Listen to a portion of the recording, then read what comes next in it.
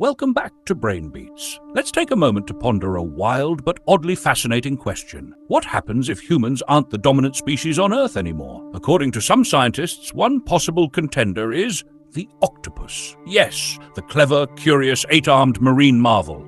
Octopuses already exhibit problem-solving skills, tool use, and even personalities, traits that make them stand out in the animal kingdom. Why octopuses? Their intelligence rivals some mammals, and their adaptability in complex environments is unmatched.